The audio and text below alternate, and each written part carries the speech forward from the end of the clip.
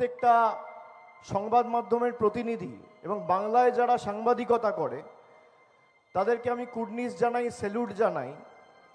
তার কারণ তারা আজকে সৎসাহস দেখিয়ে বাংলার সাংবাদিকদের সাথে অন্য গদি মিডিয়ার যে তফাৎটা আছে তারা সেটা বুঝিয়ে দিয়েছে এবং জ্ঞানেশ কুমারকে তারা একাধিক কঠোর প্রশ্ন করেছে, যদিও একটার সদুত্তর জ্ঞানেশ কুমার দিতে পারেনি।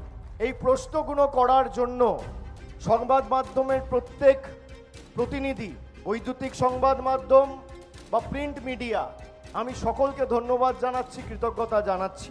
জ্ঞানেশ কুমার এসছিল, হোঁচট খেয়ে ল্যাজ গুটিয়ে পালিয়েছে।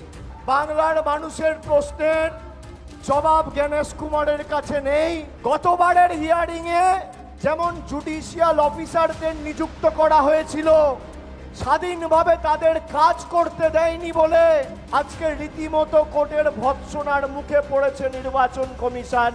এবং যারা তাদের অ্যাপের মাধ্যমে নতুন গাইডলাইন তৈরি করে সুপ্রিম কোর্টের অর্ডার ভায়োলেট করে জুডিশিয়াল অফিসারদের ভুল পথে পরিচালিত করছিল, বিভ্রান্ত করছিল, তার জন্য সুপ্রিম কোর্ট আজকে নতুন অ্যাপিলেট অথরিটি তৈরি করেছে।